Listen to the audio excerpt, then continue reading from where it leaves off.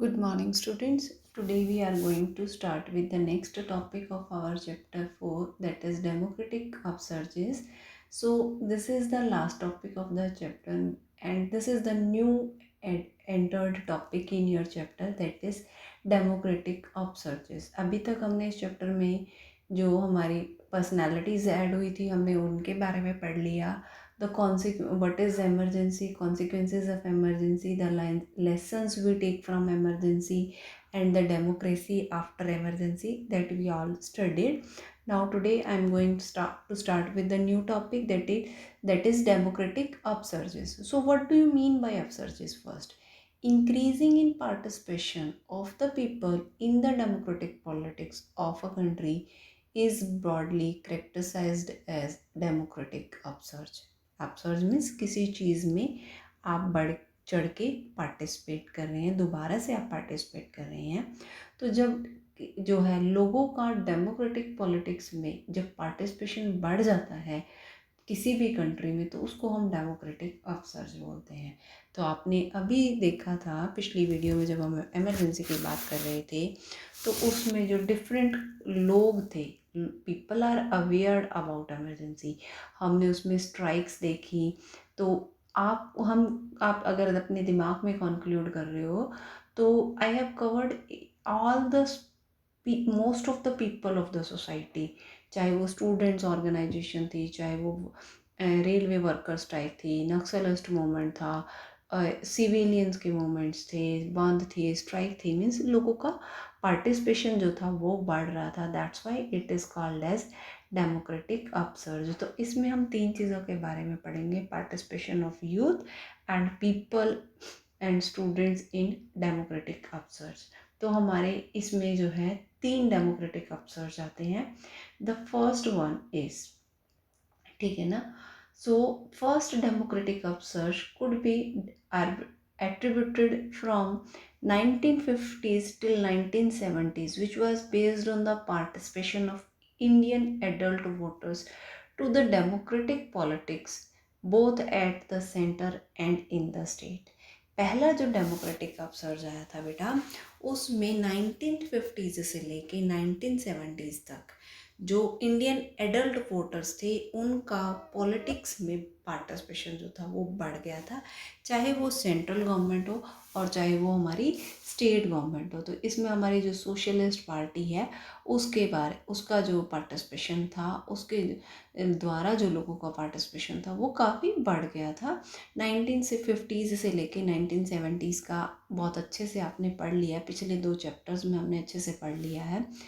So, falsifying the Western myth that the success of democracy requires modernization, urbanization, education, and access to media, the successful holding of both Lok Sabha and legislative assemblies all across the states on the principle of parliamentary democracies was the testimony of India's first democratic upsurge. भैया पहला democratic upsurge जो India में था वो तो जो western myth था, एक मिथ मीन्स एक जो हम बहकावे की बात हो सकती है, ठीक है ना, उसको ही हमने गलत साबित कर दिया था. वेस्टर्न मिथ क्या कहती हैं कि डेमोक्रेटिक में हमें मॉडर्नाइजेशन चाहिए, अर्बनाइजेशन चाहिए, एजुकेशन है, और ये हम इजीली मीडिया को एसेस कर सकते हैं, तभी डेमोक्रेसी सक्सेसफुल होती है. लेकिन हमने पहले चैप्टर में पढ़ा कि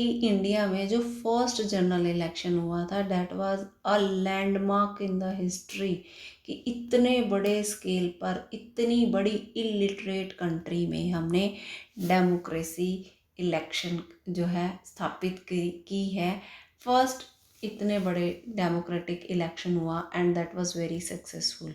तो वो इंडिया में एक टेस्टोनॉमी था जो बहुत ज़्यादा सक्सेसफुल हुआ. तो वो इंडिया का फर्स्ट डेमोक्रेटिक अपसर्ज एक किस्म से था, जो पहला पार्लियामेंट्री इलेक्शन था, बोथ जो स्टेट के लिए भी था और सेंटर के लिए भी था, ठीक है ना.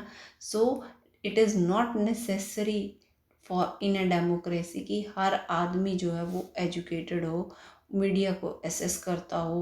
बहुत से लोगों को तो आइडिया ही नहीं था. आपने उसमें पढ़ा है ना फर्स्ट चैप्टर में कि उन्होंने जो वुमेन के नेम थे, women voters are totally illiterate voters, उनके खुद के नाम से भी वोट नहीं बन रहे थे, उनके हस्बैंड के नाम से उनके वोट बन रहे थे, ठीक है ना। ऐसे कंट्री में आपने एक नया चेंज आप लेके आए हैं, that was considered as a upsurge, ठीक है ना। एक लहर आपने चलाई, that is considered as a upsurge, ठीक है ना। So that was from the period, ये आ सकता है, which period is considered as the first democratic upsurge in India, that is from 1950s to 1970s, ठीक है ना। Then now coming to the next slide, if I am taking it, so the second democratic upsurge, ठीक है ना। During the 1980s, the increased political participation of the lower classes of the society, such as SCs, STs, and the OBCs, has been interpreted as second democratic upsurge by Yogendra Yadav, ठीक है ना। सो योगेंद्र यादव जी कह रहे हैं कि 1980s में जब political participation, जब मंडल कमीशन के बाद SC STs और OBCs की जो रिजर्वेशंस हो गई थी हमारी मंडल कमीशन आने के बाद, सो उसके बाद क्या हुआ था कि उनका जो पार्टिसिपेशन था, लोअर क्लास का जो पार्टिसिपेशन था वो बढ़ गया था, ठीक है ना, वो बहुत ज़्यादा बढ़ गया था 1980s की पॉलिटिक्स के बाद। और 80s में जब इंदिरा गांधी की गवर्नमेंट दोबारा बनी थी आफ्टर द इमरजेंसी, ठीक है ना, इमरजेंसी में 77 to 80s तक जो थी हमारी जनता दल की जो गवर्नमेंट थी वो थी, but that was considered as a factional government रही। तो इसमें इस पार्टिसिपेशन में made more accommodative accessible to these classes. यहाँ पे जब देखो कोई भी चीज़ न्यू होती है, एक बच्चा है उसके लिए कोई भी चीज़ घर में नहीं आती है तो वो उसका फैसिनेटिंग होता है, उसके लिए कल्पना होती है, उसके लिए उसने कोई चीज़ नहीं लेके जानी है, वो 4 बार ही बोलेगा चलो मेरे को ये चीज़ लेके आनी है, चलो मेरे को ये चीज़ लेके आनी है। तो जब SC BCs को रिजर्वेशन मिल गया, उससे पहले वो अपने आप को बहुत ज़्यादा सोसाइटी का एक अच्छा पार्ट नहीं मानते थे, बट जब उनको रिजर्वेशंस मिल गया था, उनकी अपनी एक कैटेगरी बन गई थी, उनका अपना एक क्लास बन गया था, तो उनको जो था एसेसिबल हो गई थी पार्टिसिपेशन, उन लोगों को भी अपने आप में सोसाइटी में एक फीलिंग आ गई थी। तो इसमें बहुत सारे चेंजेस नहीं हुए। Living standard of this, living standard में कोई बहुत ज़्यादा चेंजेस नहीं हुए उन लोगों की, हम कहें कि हमने रिजर्वेशन दे दिया, डेमोक्रेटिक अफसर्स हो गया और वो ग्राउंड लेवल से लेके हायर लेवल पे चले गए, that was not so. But they can be the people of these classes having a participation in politics, that is democratic upsurge, उसको हमने, ठीक है ना। स्पेशली जो Dalit participation of these classes into the organisational and political platforms gave opportunity to strengthen themself. तो जो political platforms बने उनके, ठीक है ना, उसलिए उनको एक self respect, ensure empowerment in democratic politics of the country, इसलिए इससे उनको डेमोक्रेटिक पॉलिटिक्स जो थी उसमें उनको एम्पावरमेंट मिली। और यहीं से आपकी जो बहुजन समाज पार्टी, जो बेसिकली दलित्स के लिए पार्टी बोली जाती है काशीराम जी की, फिर उसके बाद समाजवादी पार्टी जो मैं पिक्चर में आपको दिखा रही हूँ, मायावती और लालू ये जो है हमारे सपा के हैं, मुलायम सिंह यादव सॉरी, तो ये जो लीडर्स थे इन्होंने पार्टिसिपेशन, जो दलित वोट बैंक था उसको इन्होंने एक्टिवली पार्टिसिपेट करवाना शुरू कर दिया। तो इस एरा में आके 80s के एरा में जो पॉलिटिक्स में चेंजेस आए हमारे, तो that was considered as the second democratic upsurge. Now coming to the third democratic upsurge in the country, that is what the era of liberalization, privatization, and globalization from early 90s is considered as to emergence of a competitive market society encompassing of all important sectors of the economy, society, and polity. Thus, private way of the third democratic upsurge. अब हमने सबसे पहले, if I am recalling the chapter, सबसे पहले जो हमारे democratic में educated और जो मतलब हाई सोसाइटी के जो लोग होते थे वो पार्टिसिपेट थे। धीरे धीरे मिडिल क्लास के लोग आने लगे जो एजुकेटेड लोग होते थे, हमने उनको शामिल किया।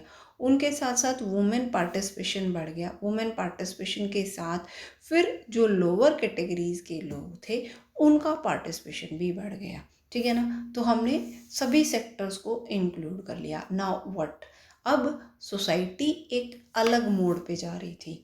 लिबरलाइजेशन हो रहा था, उदारवादी नीतियाँ आ रही थी, प्राइवेटाइजेशन हो रहा था, ग्लोबलाइजेशन हो रहा था। तो वहाँ पे जो इम्पोर्टेंट सेक्टर्स ऑफ इकॉनमी थे, तो वो जो कम्पिटिटिव मार्केट है आ गई सोसाइटी में। तो वहाँ पे जो चेंजेस आए पॉलिटिक्स में, that was called as third democratic upsurge 90s में। तो पहला हुआ 50s to 70s, सेकेंड हुआ इन 80s and the third one is 90s, ठीक है ना। The third democratic upsurge represents a competitive electoral market which is based not on the principle of survival for the best but rather for the survival for the ablest। अब यहाँ पे theory आ गई, Darwin की जो theory थी survival for the fittest, वो theory खत्म हो गई। यहाँ पे थ्योरी आ गई सर्वाइवल फॉर द एबलेस्ट, ठीक है ना। कि अगर आप उस चीज़ के काबिल हैं, no matter you are rich और poor, no matter you are belonging which to which section of the society, if you are making your self able to that, you means you are going to make a change, you are going to be a part. यहाँ पे आपने देखा होगा कितने सारे entrepreneurs शुरू हो गए थे, मार्केट जो थी वो ओपन हो गई थी, ठीक है ना। तो यहाँ पे जो शिफ्ट था इलेक्ट्रल मार्केट का, वो स्टेट टू मार्केट हो गया था। अब वो स्टेट का फैक्टर नहीं रहा था, अब वो एक मार्केट बनता जा रहा था। From government to governance, from states as controllers to state as facilitators. अब गवर्नमेंट जो थी वो कंट्रोलर नहीं रह गई थी, गवर्नमेंट गवर्नेंस के लिए नहीं गई थी, government now is as a state facilitator हो गई थी। अब वो हमारे लिए एक फैसिलिटेटर का काम कर रही थी, नॉट इज गवर्निंग अस। कि सरकार हमने बनाई है तो it must act as a facilitator for us. अगर हमने आपको बनाया है और आप हमारे तरीके से काम नहीं करेंगे, आप हमारे लिए फैसिलिटेटर नहीं बनेंगे, तो you are no more a people to us, तो आपको गवर्निंग का अधिकार ले लिया जाएगा, ठीक है ना। यहाँ पे ये बहुत बड़ा चेंज आया है, ठीक है ना। थर्ड डेमोक्रेटिक अपसर्ज जो है वो प्रमोट करता है पार्टिसिपेशन ऑफ द यूथ।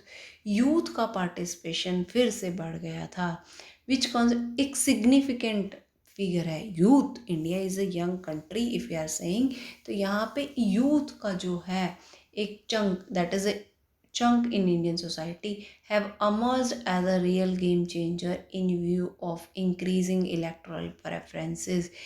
वो इलेक्ट्रोल पॉलिटिक्स में इंडिया की जो यूथ है इस एरा में आके वो एक गेम चेंजर हो गया था। Youths are now, they are putting preference for both development and governance of Indians contemporary democratic politics। इस टाइम पर यूथ का जो पार्टिसिपेशन था बेटा वो बढ़ गया था। They are the game changer. वो इस बात को नहीं थे कि कांग्रेस है हमारे पास कोई ऑप्शन नहीं है, no, there are so many options to us. यहाँ पे आपने देखा होगा इससे पहले तक जो पॉलिटिकल सिचुएशन थी उसमें सेम लीडर्स रिपीट होते थे, लेकिन यहाँ पे आने के बाद 90s में बहुत सारे न्यू फेसेस थे जो इंडियन पॉलिटिक्स में आए, जिनका पॉलिटिकली बैकग्राउंड शायद ना रहा हो, उनका पॉलिटिकल बैकग्राउंड नहीं था but they are in the politics. तो वो इंडियन पॉलिटिक्स का एक डेमोक्रेटिक फेज का एक बहुत बड़ा चेंजिंग फैक्टर है, ठीक है ना। So this is all about this chapter for today. I hope this chapter is complete from my side. If you are having any doubt, you can call me. So have a good day for today, and please have a look to these videos and these screenshots. These are the most expected question from this chapter. Have a good day, students, for today.